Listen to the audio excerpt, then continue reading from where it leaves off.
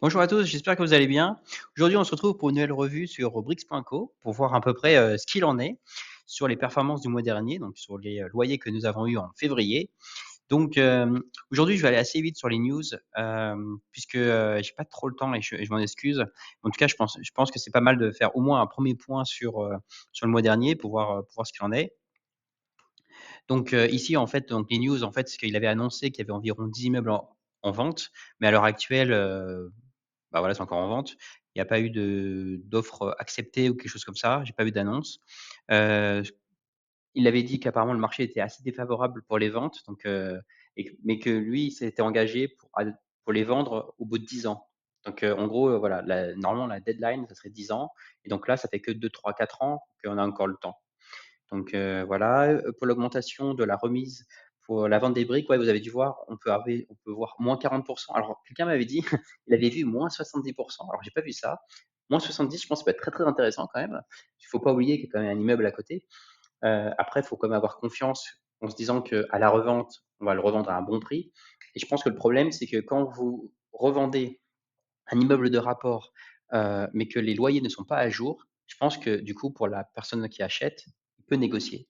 Je vous dis ça parce qu'il y a très longtemps, j'avais hésité à me lancer dans un immeuble de rapport pour 4 petits appartements dans la campagne, donc on avait pour 150 000 €, ça faisait partie des clauses, en fait, des clauses que j'avais demandées, enfin, qu'il était possible de faire en disant, bah, voilà, on dit que tous les loyers doivent être à jour. Heu donc voilà, donc ici, c'est les anciennes slides. Tout ça pour vous dire que voilà, en fait, vous allez voir pour certains immeubles, a priori, ils sont en vente, mais à l'heure actuelle, comme je vous ai dit, il n'y a pas eu d'offres ou alors d'offres satisfaisantes, heu, que Brix aurait acceptées. Donc disclaimer bien sûr, hein, je ne suis pas votre conseiller financier, hein, je ne vous dis pas de faire all-in sur Brix. Là, on revoit juste quelques données. Donc moi concrètement, j'ai investi dans Brix sur les contrats de royalties. Maintenant, c'est vrai que je ne suis pas trop sur les nouveaux, contrat en obligation. Pour ça, je prends la première brique, parce que je pense qu'eux, ils y sont depuis le début, ça a l'air de rouler, ça a l'air d'être intéressant. Brix.co, ils viennent de se lancer, donc moi, j'aimerais bien avoir un petit retour. Voilà ma position, hein. Pour les contrats de royalties, donc j'avais quand même mis, pas mal de sous, hein, je suis quand même assez trop exposé peut-être. J'ai quand même mis 11 000 €. Je me rends compte que maintenant que j'ai peut-être été un peu trop optimiste. Hem Du coup, maintenant, bah, comme vous, hein, mon argent, du coup, est bloqué. Si je revends à -50, -60, donc c'est pas intéressant. Bon, néanmoins, on voit quand même que j'ai eu 34 € le mois dernier, donc ça fait, annualisé, ça fait 3,8. Donc on va dire, c'est un meilleur qu'un livret A. Mais bon, c'est de l'argent bloqué et vous voyez, maintenant, je me dis que ça, c'est de l'argent que j'aurais dû mettre en bourse, voilà, sur le SP 500 et puis basta, quoi. Mais bon, à voir. S'ils font des ventes, je pense que je prendrai cet argent pour le mettre sur la première brique et pour après, heu diversifier. Donc ici, j'ai vu qu'en fait, j'avais encore la valorisation de janvier 2023. J'ai vu qu'ils avaient updaté pour janvier 2024. Donc ce que je vais faire pour le mois prochain, c'est que je vais mettre 2024 et puis on va comparer si on est à 56 millions. Parce que vous voyez, c'est ça le problème en fait, c'est la valorisation et le coût d'acquisition. Là, on voit déjà qu'on a 2 millions d'écart, mais pas dans le bon sens. Donc c'est pour ça que, le fait de le vendre, il aura du mal à enfin, c'est ça que c'est ça je pense que c'est ça son problème, c'est qu'il veut vendre en se disant: «Comme ça, nous, les investisseurs, on perd pas trop d'argent». Et en fait, c'est ça qui est délicat, c'est que si le marché va pas très bien ou si les conditions se sont dégradées, donc je pense notamment, bah, ouais, par exemple, si les immeubles sont dégradés, peut-être que vous allez voir, hein, là, ce mois-ci, c'est quand même incroyable. Il y a quand même beaucoup d'immeubles qui ne payent plus de loyer, donc il se passe complètement un truc, quoi. Donc si vous devez acheter un immeuble comme ça, bah, vous négociez au rabais forcément. Hem, donc bon, on verra le mois prochain. En tout cas, Portugal, donc ici, je vous ai laissé, les données. D'ailleurs, ça me fait penser, quelqu'un m'avait demandé un PowerPoint. Donc ce que je vais faire, c'est que je vais enregistrer le PowerPoint et je vais vous le mettre le lien dans la description. Comme ça, vous pourrez, télécharger et peut-être que, ce sera beaucoup plus lisible que là en mode vidéo. Donc là, vous avez les données de 2023, donc on avait dit, enfin, on avait vu que c'était assez, hem ça marchait par saison, surtout par la saison summer. Là, vous voyez, donc c'est 2024, ça marchait un peu moins bien et donc là, 2025, donc j'ai mis à jour pour les données de février et vous voyez qu'on n'est pas à la performance. Donc pour ceux qui nous rejoignent, performance, ça veut dire quoi? Ça veut dire qu'on espère avoir au moins 90, hem, pardon, au moins 97 de ce que Brick nous a annoncé. Donc ça veut dire qu'en fait, s'ils nous ont annoncé 5 € et qu'on gagne 5 € ou plus, c'est vert. Voire même moins 3 de 5 €, c'est vert. Par contre, entre 90 et 97 de ces 5 € ça va être orange Et là, c'est quand c'est rouge, c'est que c'est en dessous. Donc, heu, donc on est déçu, quoi. Maintenant pour les commerces. Alors les commerces, ça marchait très bien en 2023. En 2024, on avait commencé à voir que ça voilà, ça marchait un peu moins bien parce qu'il y a un local qui est toujours pas loué, quoi, pendant toute l'année.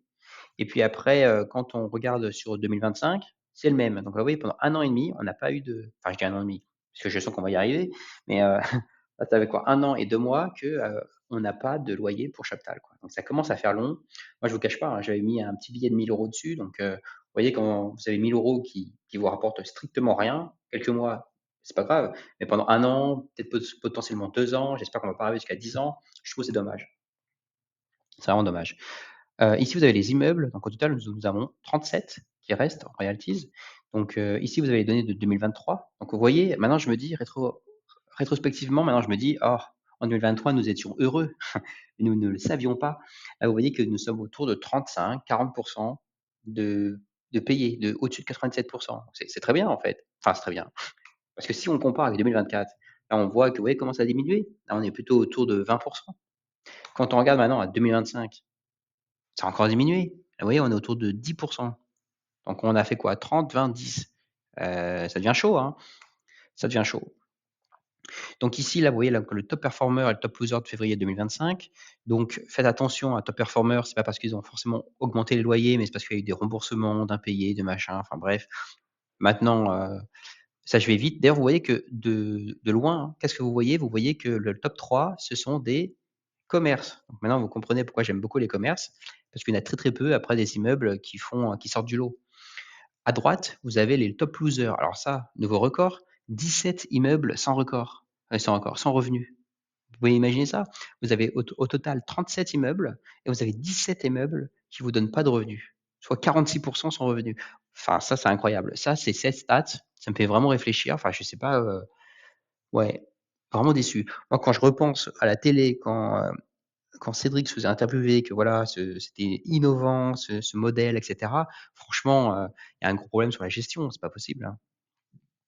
C'est vraiment pas possible. Vous avez, maintenant là, le taux de vacances et impayés, donc là, c'est 2024, donc après voilà, on n'est pas forcément à la cible quand on regarde, il y a quand même beaucoup de vacants, vous voyez? Comme 30, puis quasiment 10 allez 8, 8-10 d'impayés. Donc c'est-à-dire 40, bah, qui payent pas ou enfin, vous avez pas de revenus.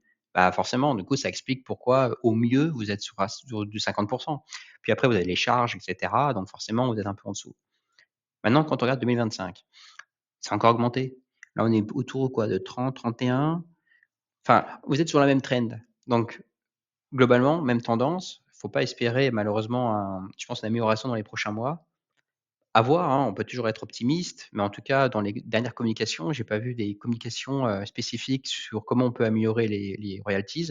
Apparemment, il y a 2 personnes qui bossent à temps complet et maintenant ils essaient de vendre les immeubles. Donc j'espère vraiment qu'on va arrêter l'agonie, au moins pour quelques immeubles, que même ceux qui payaient, qui étaient stables, maintenant ils payent plus. Moi je pense à Immeubles du Sud, par exemple. Aucun problème depuis le début, puis là depuis dernièrement, ça commence à un peu à déconner donc bon. Ici, vous avez une slide que j'avais faite. En fait, ce qu'il faut voir, c'est que ça compte, en fait, le nombre de fois qu'un immeuble est à la perf. Donc là, vous voyez, donc de loin, donc vous pouvez regarder le PowerPoint après, plus en détail.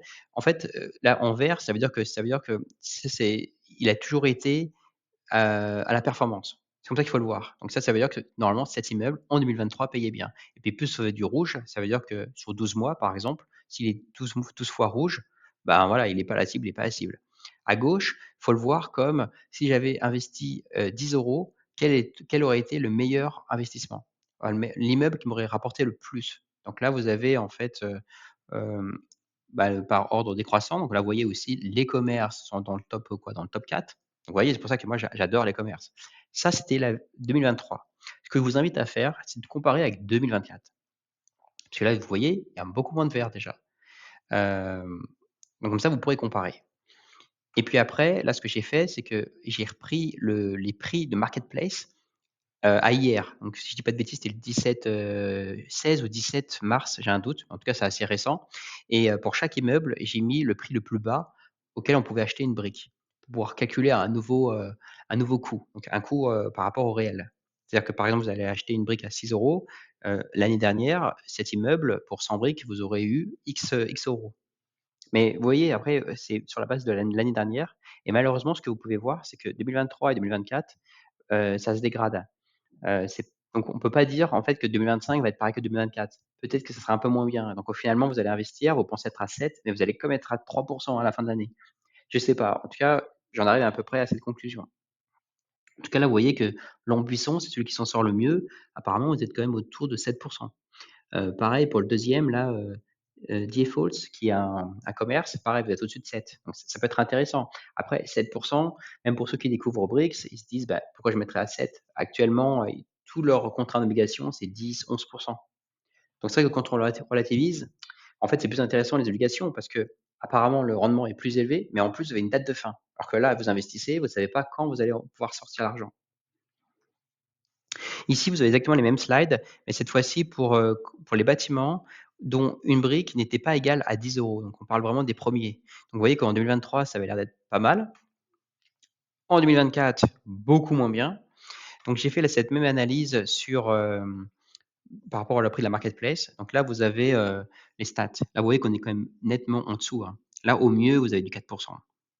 Donc clairement, est-ce que moi j'irai là-dessus? J'irai pas du tout là-dessus, pas du tout. Donc voilà, une petite update, hein, du jour. J'espère que ça vous a plu. Puis je vous dis à très bientôt.